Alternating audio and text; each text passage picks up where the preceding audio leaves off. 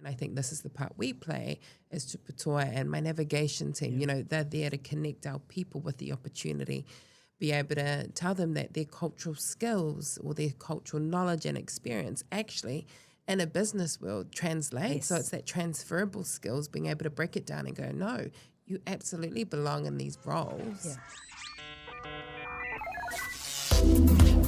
The New Zealand Tech Podcast, brought to you by Gorilla Technology, proactive and strategic IT. Hey folks, greetings and welcome along to the New Zealand Tech Podcast. I'm your host Paul Spain, and great to have two fantastic guests on the show today. First up, Vanessa Sorensen from Microsoft. How are you, Vanessa? I'm amazing. Kia ora. Thanks for having me on. Great to have you here. Maybe you could just give a little bit of an introduction of where you fit into this big wide world of tech. Well, I'm extremely fortunate to be leading Microsoft New Zealand, and I also am the Chief Partner Officer across Australia and New Zealand, which means I get to work with our incredible partners here and abroad, which is pretty exciting. And in terms of how did I get into tech, literally fell into it. So even I pinch myself every day and just can't believe how incredible of a career that this is and the things I get to do every single day. So, it's amazing. Great. Well, looking forward to hearing more from you. And Marata, tell us a little bit about where you fit into this wide world of tech. You're Director of Programs at TupuToa. Yeah, kia ora Paul. Ko maruata reo ti tōku ingoa, he uri tēnei no ngā pui Ngāti Whātua, ki ora kei, ara hoki ki kaipara. So I'm Maruata, yes, I'm the Director of Programs at TupuToa, but I hail from Ngāti Whātua, down the road, but also out in the kaipara and then in the far north. So how are we part of this conversation? Obviously, we've partnered with Microsoft to deliver, a few different offerings for Māori and Pacific, but tech is of interest to me and how I can, even in my own personal journey, upskill in that area to have the skills to then operate at a higher level, not only at work at the moment, but you never know where I could end up. And maybe a bit of an introduction for folks that aren't too familiar with TupuToa. Yeah. Microsoft seems to have this presence 100%. where people know who they are. Yeah, absolutely. So TupuToa, we've been around for 8 years now. We're a social enterprise, and our vision is to grow more Māori and Pacific leaders for a greater Aotearoa. And so we do that by partnering with different organisations. We have 200 plus partners across Aotearoa who are interested and wanting to connect with Māori and Pacific talent, and who are also wanting to develop different, pathways to access Māori and Pacific or to upskill or to connect with our communities. So we are one part of the ecosystem that do that. And we've been around for 8 years now. So if you haven't partnered with TupuToa, I suggest you do. Yeah. Good advice. That's great. Well, looking forward to sort of delving into a little bit about what that partnership involves and I guess sort of, broader discussions around, where we are within the tech sector from a diversity perspective and also some of the skills gaps that we've got. So I'm definitely keen to delve into that. But before we get started, a big thank you to our show partners, to 1NZ, 2 Degrees, Spark, HP and Gorilla Technology for their support. And let's delve in on the news front, a little bit of what's sort of been happening around the traps from a New Zealand perspective as well as some of the international news. We see that the government are investing in digital literacy training, a program there for seniors, which I think is it was quite pleasing actually to hear that announcement. And we know that there's been the likes of SeniorNet around for a long time who do an amazing job. In fact, I remember my mother used to teach courses for them back in the day. But seeing this program and funds being allocated at that end, I think is important because we need these skills right across the board, don't we? Yeah. And it's when we look at our digital natives, it's pretty easy. But we've got a lot of people that sort of, fall outside of that core, don't we? 100%. And you think about it, you're not going to be able to do anything in the next few years without being digitally enabled. And I see my own mother struggling with that and, needing a new cell phone. And she's like, get me the most simple one possible. And I think there is definitely a generation lost there in terms of, just how do we bring everybody along? And including actually through COVID, I saw some incredible programs about returnity as well, like reskilling people, which is, again, this partnership with TupuToa, is anyone can actually change careers. And, and half the time I think you sit there and just go, I'm not educated enough, I don't have the tool set, and would anyone actually have the confidence in me? And I think it's programs, including what the government are doing around seniors, because we're going to need all the talent that we can get our hands on, quite frankly. And Aotearoa can't let anybody be left behind. I truly think for us to be a digital country that goes from the spectrum of young school kids all the way up to seniors. So I was really pleased to see that. Yeah, and we also have issues around cybersecurity, don't we, with those who are maybe not so familiar with the technology, not, so aware of the risks. And as a nation, I think we're often very, I don't want to use the word gullible, but we like to trust people, right? Because Kiwis are generally very trustworthy. And so that's created some issues. And so I think the education piece here can help from that perspective too. 100%. Yeah, and I've got to agree, because my mum has just been hacked recently as well, Yeah. But the thing is, I think because we're equipped with the tools and the skill sets to react, so she's calling us, going, okay, what do I do? And so we, quickly activate, and how do we disable the apps and things like that. It's huge. Or even just her mokos or her grandchildren showing Nana how to operate, whether it be the smart TV to access, the different types of channels and the streamings that are available. Yeah, I think there's a huge opportunity for people like my mum. But also I look to the new generation that is coming. Oh my goodness, they know how to utilize technology, I would say, better than I do sometimes. And it's kind of scary, but also very exciting. It is. And I think back to the cyber piece, they're getting smarter and smarter. And I think, as tech, it's a bit like we unlock our car door, it potentially could be stolen. And that's exactly what we're seeing in tech. And I think a lot of times we just don't realise that we're open and vulnerable. And they're I see it all the time. And actually, I recently had a situation where I bought something online and I'm in the industry.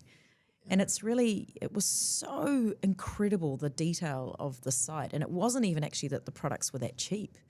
So it's, all of this, how do we be safer? Like, how do we don't give our credit cards over unless it's an absolute secure site? And I think this is why the partnership with TupuToa is going to be so important, because it's also just educating and creating a lot more awareness for others to talk about what they're seeing. And man, it's mind-blowing how complex it's getting. Yeah, or even the different devices, like you don't even realize that your smart TV, or if you have a smart fridge or whatever it is, anything that's connected. That you're vulnerable. It's potentially a risk point, isn't it? Yeah. And so, I find that fascinating. Yeah. But I'm also excited about the education piece. So yes, I think the more people we get learning about, just being secure or cybersecurity, the more our communities are going to hear about it, And I think that's the big thing about Māori and Pacific communities, using the grapevine, word of mouth to get the message out there is the best way. So, if we do a good job working together, educating our people, they'll start talking and start trusting and, have more of an awareness. So, I'm really excited about that too. Yeah, I think it is really, really important that we encourage the discussions, that we, encourage those that, have got the expertise and something to share, that it does happen. Yeah. And obviously a lot of that will not be in a formal program, right? Right. And so we've got to actually even just be encouraging that sort of approach and that sort of mindset of let's look after our whānau, let's talk to them about these things before it becomes an issue. Yeah. Of course, when real world issues do come, that's the best learning. But of course, there's been some pain in there. So a lot of pain. Now the whole world of data centers and New Zealand has been sort of really a fast-moving space over the last few years. Vanessa, we were chatting before we started around conversation that you had with former MD at Microsoft New Zealand, Barry Shears. Yep. Can you tell us a little bit about where things have come from and even that that discussion? Yeah, it was, gosh, I've been nearly 6 years at Microsoft, and some days it feels like, 30, and other days it feels like a year. And before I joined, I remember saying to Barry I had 3 goals, and one of them was certainly to bring data centers to Aotearoa. And he said, okay, if anyone could do it, I'm sure you could. And it was certainly in partnership with him. And it was such a dream because, the great thing about New Zealand is we're so far away from the rest of the world. The bad thing about New Zealand is we're so far away from the rest of the world. And so truly, if you were to look at where would you get the best investment bang for buck, would it be here? Not typically. And we were so fortunate to have Sati Nadella come to Aotearoa about 3 years ago. And he went to St. Joseph's in Orake, connected to Ngāti Whātua Orake. And the kids there were all showing him how they were learning te reo Māori through Minecraft, through Ngā Motu. And he was just blown away that we could leverage this incredible gaming tool, convince Microsoft to open up the back end and partner with Piki Studios, with Fetu to actually make this happen. And he just said, man, if that's the sort of nation that this is, we need to be investing here. Now, of course, there's business cases and many things to go through. And in fact, it was the week that I was announced as the GM taking over from Barry that we announced the data centers were coming. And it was one of the most nerve-wracking things of my life. And we were in lockdown and I was in my kitchen and I was practicing the speech. And I'll never forget my daughter coming down and going, Mum, that was terrible. So that's what I remember about that day, your daughter giving you instant feedback. But it was just such a momentous time because I truly believe that we can digitalize this country. And, the fact that we announced and then so many others have, I think it's just incredible for the country. And including just 2 weeks ago that we've even purchased even more land. I think for Microsoft New Zealand, we've been here 34 years, in Australia 40 years. We're here for the long term. And this for me is, one of the most incredible opportunities for upskilling, creating jobs, creating new business startups. You can build something here and take it to the rest of the world connected to our networks. And definitely the most secure and with partnering with skills and creating these jobs is what I'm so passionate about. Now, this most recent announcement that we had of, expanding the footprint with new land. Like, what does that mean? Because there's already, 2 data centers being built. 3. 3, okay. And when are they due to open? But what can you tell us about the extra land and where that fits in? So look, the great news is we have secured so many amazing anchor tenants. We already can see exactly what they need to do. You imagine digitalizing a bank and putting your banking assets into the public cloud in country is the way it's going to work. And so, we've made some incredible announcements with many anchor tenants that we're all in with you, and that certainly has helped. And we can just see this future. We can finally visualize and imagine our taxation system on cloud.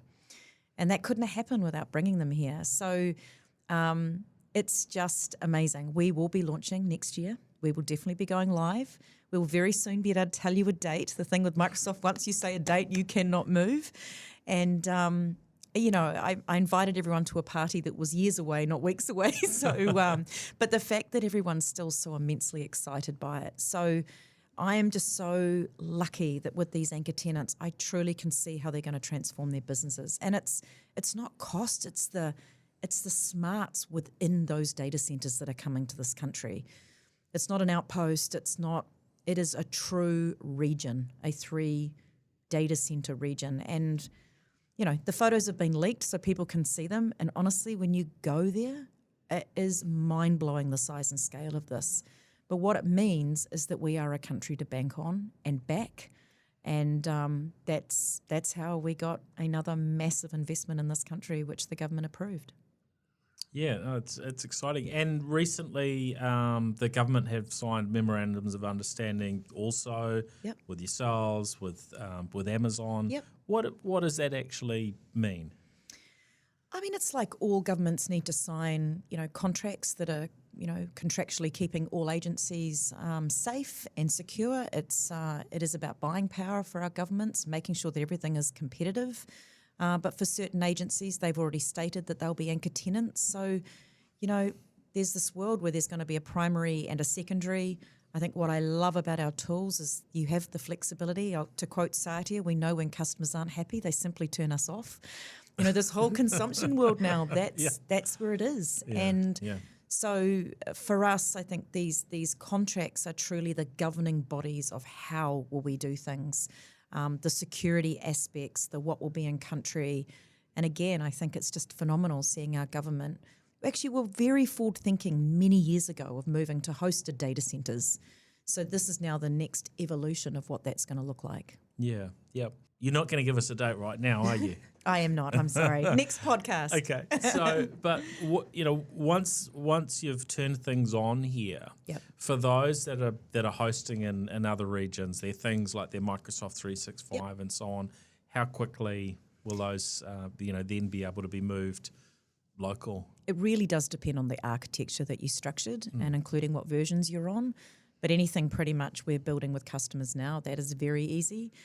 But I truly believe it's about the new things that people are going to be putting in the cloud. If you've already felt safe in other regions, but it's not saying that you can't do that.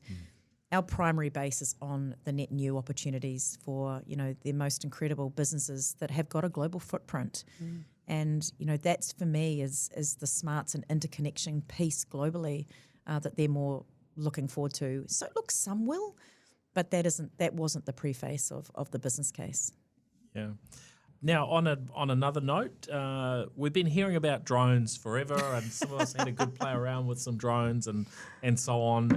There's always a story about drone deliveries, and it's being tested in I think Queensland was the last one that we talked about. But we've just heard in the last few days that SkyDrop have won permission to run a delivery hub. Yep. The headline in Bloomberg was south of Auckland, which I think it's Huntly. So I guess they were trying to use a city that might have been known a bit more broadly than Huntly. But I think even seeing a small trial like this, they have the permission to operate locally. I think it's great that we're opening up New Zealand. We're saying yes to some of these these sorts of things. We don't always get it right. We heard about Whisk, who were testing in the South Island, and they've I think shut up shop in New Zealand and opened up in Australia. So we don't always get it right, but this one looks encouraging, and it will be fascinating to see. Are we eventually going to cross that line from these little experiments and tests to where this technology actually works on a widespread basis? I hope so. Have you been on the Southern Motorway recently? I mean, I do think I sometimes sit in that traffic and just think there's a better way. But I totally get it too. And even our chat recently about OpenAI and ChatGPT, I think these are years in the making, and then all of a sudden it feels like it just arrived. And I truly believe that will happen. I'm more impressed what I'm seeing with drone technology globally, especially in countries like India, far-reaching, needing to get supplies to people that are really dispersed lands. And so I think you'll see the uptake more and more. But of course, again, that word guardrails, you don't want anything interfering into aeroplanes, and once the airspace is getting more busy, it's going to be interesting. But I do think, for our hospitals, and imagine if you're waiting for a transplant and you just can't get from A to B. I do see a world where this is going to definitely take a place. But early advantage, early people sometimes don't make the return that they thought they would, and then sort of miss or. And sometimes I think in New Zealand we do tend to put a lot more red tape around, which can make it really hard for some of those entrepreneurs and startups. But I do get it. We have to put the guardrails around. Yeah, it's probably a bit of a balancing act, isn't it, to get these things I think that's exciting. I definitely think in the medical world, I mean, if I think if it was one of my family members that needed access to something urgently, that's the solution. Yeah. And I love that we get to try things out here in Aotearoa. And I think that's the special thing about Aotearoa. Yeah. We can try different things Yeah. and be the place to test and discover new ways of working. Yeah. So, I think it's really exciting. Yeah, will we see the pizza boxes flying around for delivery? I figure Uber Eats gets there fast enough. So I think it's got to be something that truly is going to be game-changing, and then I think people will embrace it. Yeah. Yeah, I get there's something with the scale of those sorts of deliveries, and I would think potentially the amount of traffic that could be taken off the roads, but there's a lot of dots to join up and things to get Well, look what we've just been through with the cyclones and roads out, and we're a skinny island with one or two roads. It's like we're going to have to think more innovatively because. I hope we're not going to foresee more of that, but sadly weather patterns and things have changed, and let's look at the poor people in Napier without coverage and access, and so there's definitely a place. Now, looking internationally, social media seems to always be getting attention lately. Bans and all sorts. Arkansas.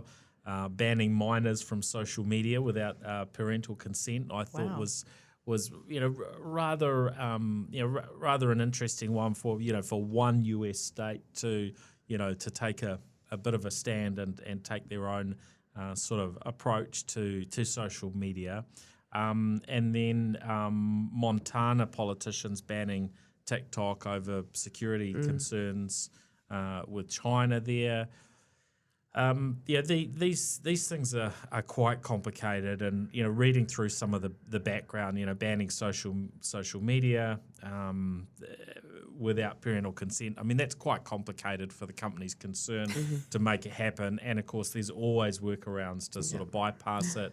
Yep. Montana banning TikTok. Well, there's potentially a whole range of issues that brings as well, because people have actually already got it on their devices, and then if you ban do you ban updates for those that already have it, and then they're becoming more insecure if they're not able to actually get the latest app. So it's quite challenging, isn't it, getting things right so that technology continues to have a more positive effect, and that we address some of the negative things, but there's usually no super easy answers. No, it's pretty crazy. Yeah. What's it like in your household with your kids? Oh man, the phone has to be put down because it's such a distraction. Yeah. And so setting parameters as to when and how we use it. I have thought about turning off the Wi-Fi. So maybe 9 o'clock at night, turn it off so that there isn't we call it the third arm, it's controlling. I mean, it's the connection to the outside world. Yes, there's positive stuff on there, but like you talked about, I can't watch what my son is looking at 24/7. No. You can put, those guardrails up, but they're very smart. They know how to get around them. Yeah. And there are sites that are sneaking in through the back doors sometimes, even into what our little young ones are watching. So it's scary. I'm not a huge fan of social media. I don't have a huge social media presence. But I'm aware of what's going on and try to limit it by having drop the phone there when you walk through the door after school, and you can get it back after your chores. That's good. That's a good system right there. Yeah, I think it's about good parenting. I think you have to, have some of the rules, and you ban anything, people find ways to get around it. I think it's the world's moving on, and are moving on at a pace. And, I remember sitting down with my daughter and saying, you're not allowed Facebook. She goes, that's for old people. I was like, I didn't even know what social media things were really and truly out there. So, even educating ourselves as parents and, having some of those policies. I think for me, I'm more concerned about they're always on. Like, they'd rather lose their arm than their phone. Yeah. And I think when we were at school, you at least left school and you could have a reprieve. And so I think today, if kids are getting bullied or things are going on, it's constantly happening during the night. So I think the one thing for us is you can't plug your phone in your room during the night, because at least then if anything's happening, and I think there's are your kids talking to you about those things? So I do hats off to schools. They truly are talking about cyber and what these social networks. But, we looked at magazines when we were younger. I think these things have always been around. It just now feels more prevalent because everything's always on. Yeah, yeah. One of the tools I've come across recently is called Next DNS. Yeah. So getting into the techie side, but I'm sure there'll be a few listeners who probably haven't heard of it but are interested in these sorts of things. And what it allows you to do is set some rules and mechanisms within how your network operates. So that's good. If you decide, hey, we're avoiding TikTok at these hours, or actually we don't want TikTok in our household, you can do those sorts of things. If I wake up in the night and you start scrolling social media or something, that's not helpful. No. It makes it harder to get back to sleep. So it's so we have certain things in the house that are just actually turned off. Yep. Late night, and then it's not just first thing in the morning onto the phone and so on. But you've got to find what works in your own family. And I think you say, Vanessa, the parenting piece is such an important part of it. But that highlights another area, because every parent will have a different knowledge on. Yep. As you say, what social networks, what are the things that are in use? Are there mechanisms that are as simple as put your phone aside when you come in the door after school, or do you need more technical things? And so that those things will vary. But I think there is always some good options that can be. Well, funny, you're going to see the rise of. I go to a retreat once every couple of years, and it's a digital detox. You're not allowed your phone there, and it truly is also that ability to say to work, you can't contact me. So it's not just the kids. I think we're always on, right? This is. As you say, if you wake up, you do not touch your phone, and it's this kind of, it's ingrained in all of us now. So.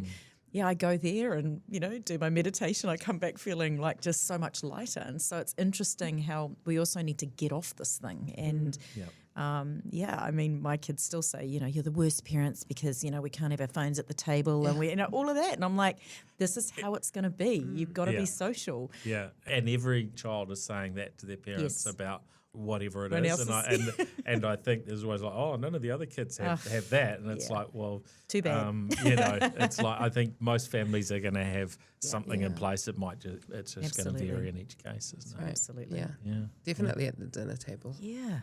But it's incredible how many kids don't. Yeah. And don't interact, and and I think what they see, on social media, it's one picture, right? And there's this fear of missing out. Oh, but my friends are going off to do this. I said, oh, well, you're not doing that. Sorry. And, it is met with a hiss and a roar. It is. But on reflection, when I was younger and my mum had set parameters for me, I look back and I go, oh, man, that was the best thing. Thank you, Mum. Yeah, thank you, Mum. And I think that will be the reflection piece that my boys have when they're older as well. So I agree. Yeah. It's tough, but it's worth it, right? 100%. 100%. Yeah. So on to, I guess, the partnership announcement between your two organisations. So what can you share? Yeah. So I guess Microsoft have been a partner with us for a while now. We've been doing some amazing mahi together. Microsoft have taken interns in the past. And we have also delivered Hiko Hiko Te Wira. So that was around digital essential skills, connecting our communities with these skills so that, they were feeling empowered or educated on just, the simple or the essentials that we needed to, whether it was coming out of university or if you were at home and you were looking for something, if you're a mum and you've just had a baby, you could be doing some upskilling. So I think that's been a really cool opportunity. We've had hundreds already complete, and we've got hundreds signed up to complete them over the next couple of months as well. So that's really cool. We've been able to even connect in our interns to, do a bit of that as well. So they get to opt in, which I think has been really exciting. And then obviously the cybersecurity mahi that we've been doing also with Te Pukenga, creating a micro-credential, attaching a 12-week internship with it. I think it's really exciting. It's the start of greatness, really, and educating and connecting, upskilling. I think.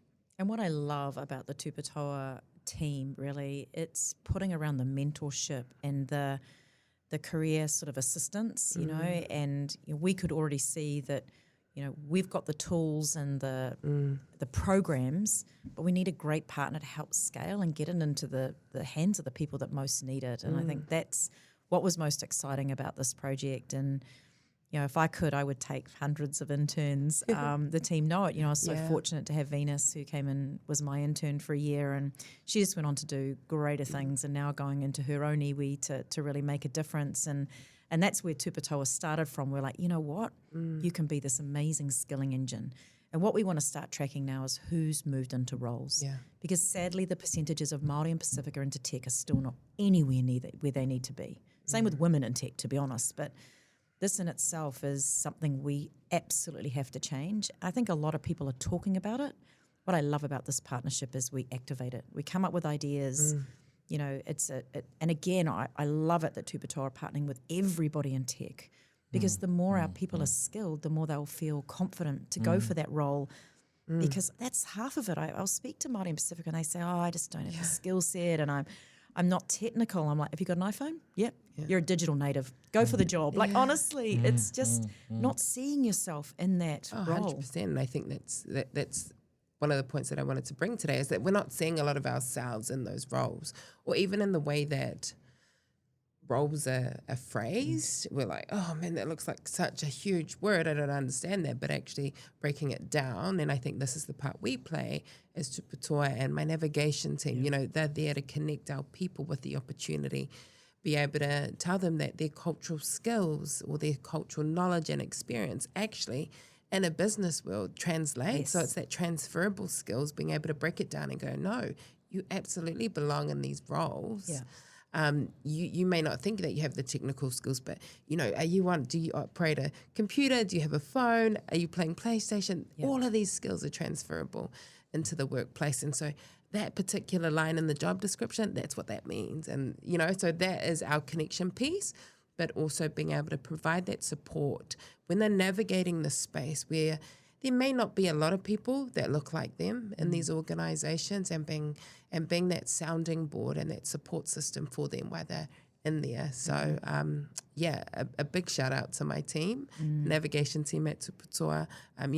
They're really about our people and supporting not only the tauira or the akonga, but also the organisations as well, because they're on a journey. For a lot of them, this may be their first interaction with a Māori or a Pacific person. So giving them small snapshots or insights into a Māori or a Pacific person's world through our cultural competency trainings has really helps that partnership and that journey together. It is a journey, not a destination. I think that's the same with tech. It's been really awesome. So Mara, how do you kind of get that message out to those who might not be thinking that tech is their thing, when actually they'd be more than capable of operating in the tech world? Yeah. So when we have, I guess, tauira apply, we are having conversations, and that is our key, I guess, point of difference, is every person that applies to TupuToa will get a phone call. And we really delve deep into who they are, what they're interested in. We also try to ignite or spark, that kind of thought process by offering hiko as an opportunity or a step in the door. Once they've experienced that, they sometimes come back and go, I want to do more. Where else can I go? Yeah. And so, we might go, go to cybersecurity, or go to this tech giant, and we can do this together.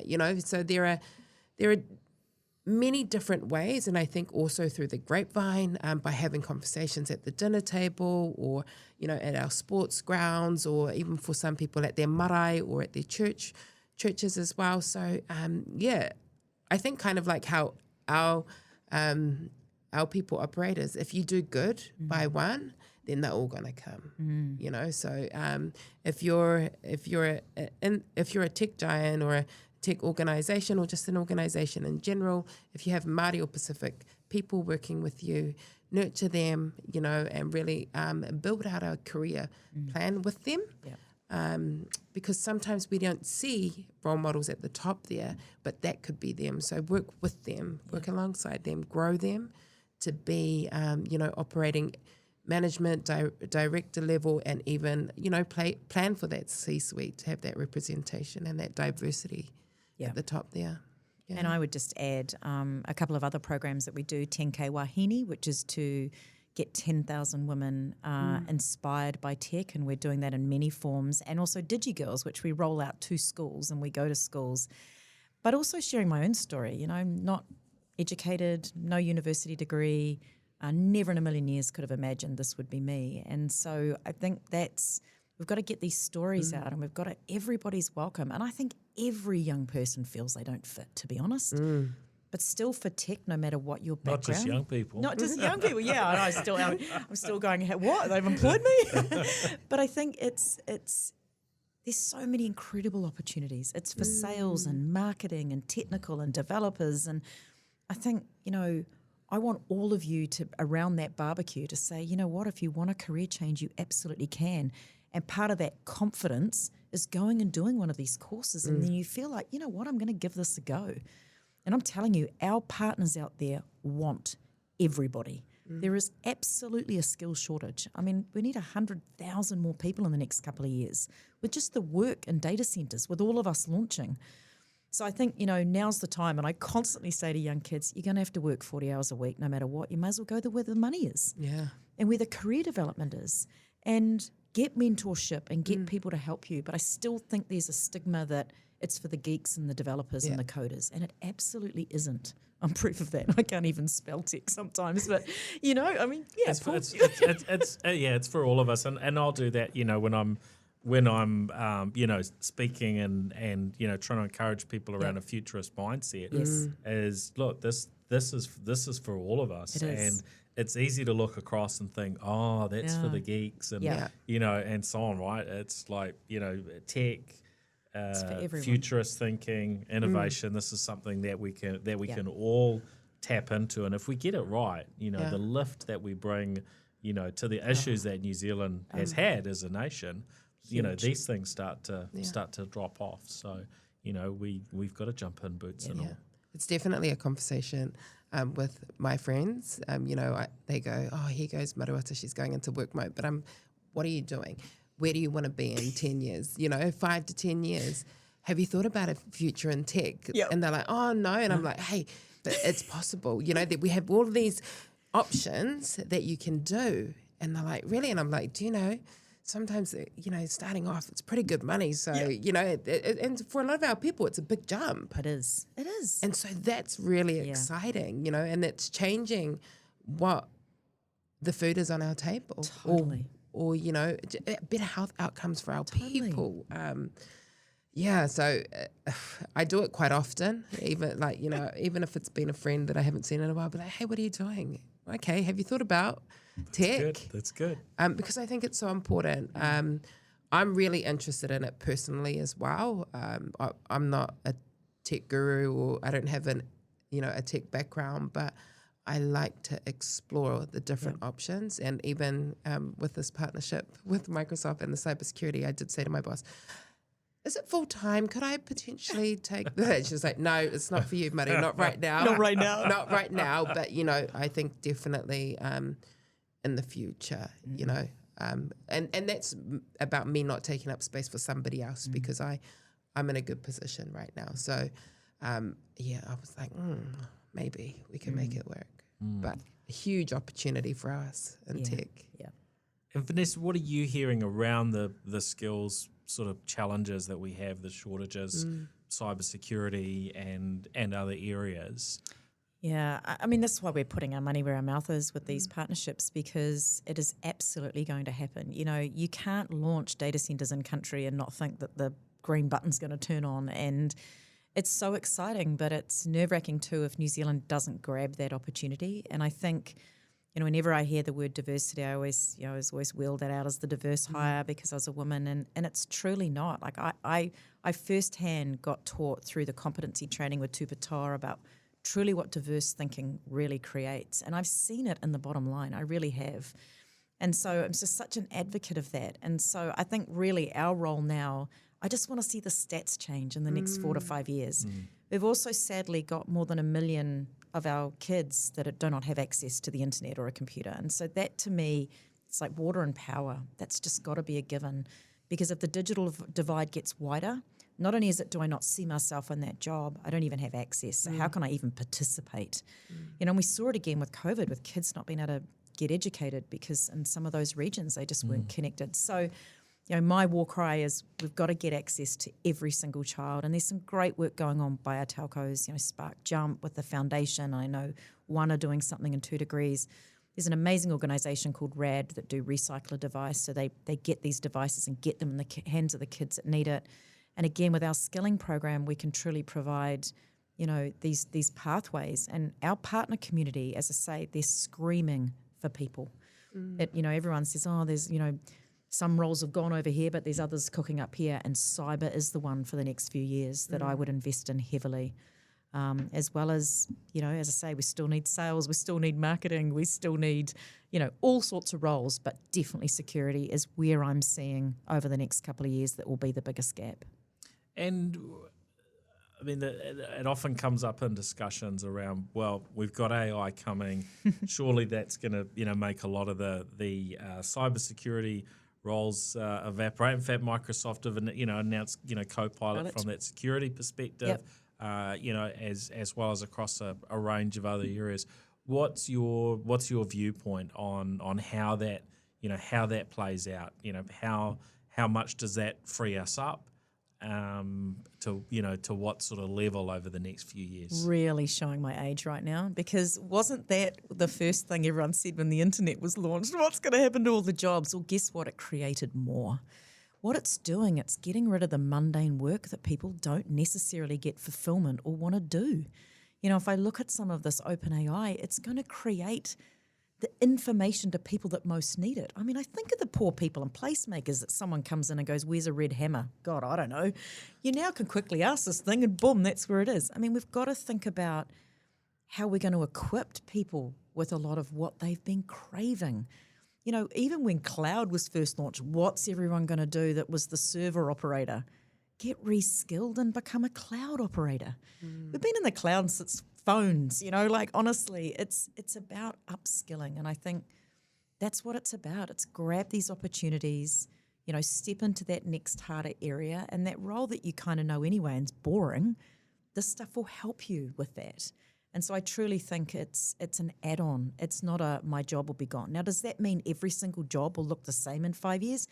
Absolutely not. I think my son and daughter might work somewhere it hasn't even been invented yet. That's so, to me, right now is the cusp. We had the internet, we had the mobile phone, and now we have open AI. And I truly see it as a massive game changer for business, for people to upskill and take that next opportunity because the jobs are there. You don't think we're moving to 3 or 4 day working weeks anytime soon? I'd love to, Paul. And I remember Microsoft rolled that out in Japan, and actually the reason I heard was that they were working so many hours because culturally no one would leave until the most senior person left. But, hey, we have Fridays as full training days, learning days. Don't book a meeting in. Truly use it to develop yourself. And, I will never invite someone to a meeting. And so you're in control of the X amount of hours in your day. So you've got to make it work for you. And I think, everyone says, if only we had more time. No, actually, we need more energy because it's about this constant learning and putting ourselves into situations and taking the opportunities when we face them. Yeah. Anything else I was just taking that all in. I was saying, you go, Vanessa.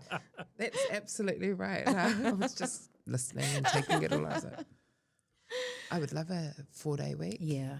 But hey, look, that I think people would say, but you're very young. Why do you need a 4 day week? No, but I think, we walk home with our phones, right? And we talked about this earlier. We're checking, we shouldn't be, but we're checking our emails at 9, 10 o'clock sometimes. And so we're still accessible, so we don't actually switch off. Yeah. I think about back in the days when, my mum didn't know where I was, because there was no cell phone. So it was kind of, we've had these conversations as friend groups or even at work, like, man, used to walk out of work and be able to just shut off, and that email would sit in that computer that was stuck to that wall. Yes. And then you wouldn't find out the response until the next day. Yeah.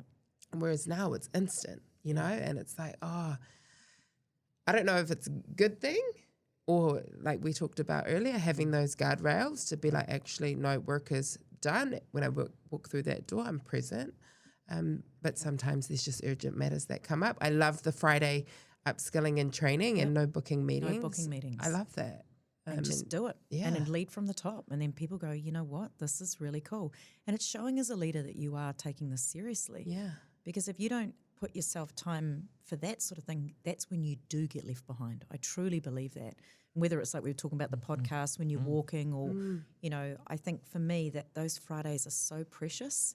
And, I've kicked off speed dating where I just open up my diary and say, you can come and just Teams me and let's have a chat. And that human interconnection, even though it might not be face to face, but I'm here for you, I'm here to listen. That in itself is really creating not only a better culture, but, listening to the field. There's always going to be more emails. Yeah. And I just, you know what? If it's really urgent, you'll pick up the phone or you'll text me, and you just kind of, once you let go of that, it's really freeing. It's quite bizarre.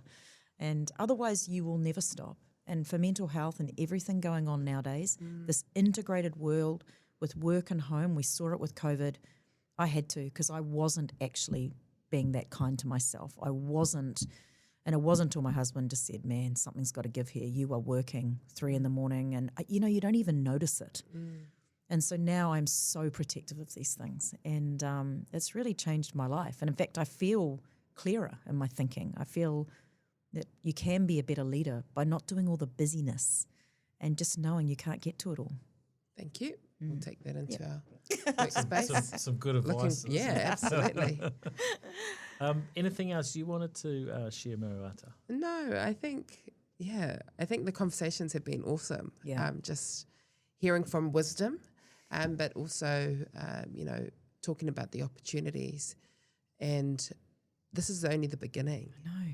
And there's so much more. And I'm looking forward to what's to come and the upskilling. And I think just being aware and having an ear on the ground to know what is coming and being prepared for that rather than being reactive, being proactive around the different pathways that we're putting out there, or even looking internationally as to what's happening over there. We know it's coming, so being prepared. So, I think just having that wisdom when operating in this space. Yeah. That's great. Now, on the TupuToa website, what should people be going to have a look at there after this episode? Yeah, absolutely. If you go to our TupuToa website, so www.tuputoa.org.nz, and if you check out our programs, check pathways, and we have a couple of different options there, but I would love for you to connect in, or if you're wanting to partner with us, go to our partners page as well. So check us out. If you've got any questions, feel free to email me. My email is on the website. Happy to connect and have a coffee or a conversation. Or if you're overseas, happy to connect via any platform. We can make it work. We can connect. That's great. Yeah. Vanessa, any last things you'd like to share? I just want Aotearoa to stand up and be bolder, really and truly sing from the rooftops how incredible we are, the number 8 wire.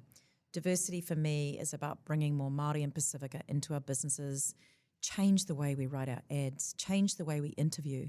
I learnt so much actually about going to, the marae and meeting with the elders and but I got taught the person needs to look you in the eye when they're confident, and actually Māori look down as a sign of respect, and do the competency training with TupuToa. It really helped me understand more and just be bolder, like think bigger than ever before. Next year, these data centers are launching and then more are getting built. So if ever, we're just so many, you listen to the news and it's, and I'm like, no, I feel so bullish about what this country is going to achieve. And why do we always look at Ireland and Israel as the tech nations of the world? It's going to be Aotearoa. And this is our time. This is our time. Create better jobs, better pay, kick butt out there. That's honestly what I want us to do. Well, we certainly have the opportunity, don't we? We sure do. We've got to go and get it done. We sure do, yeah. That's great. Well, thank you both for being on the show. Also, thank you to our show partners, Gorilla Technology, HP, Spark, 2 Degrees, and 1NZ. And thanks, everyone, for joining us. And we'll be back again with the New Zealand Tech Podcast again next week. All right, see ya. Kia ora. Ka kite.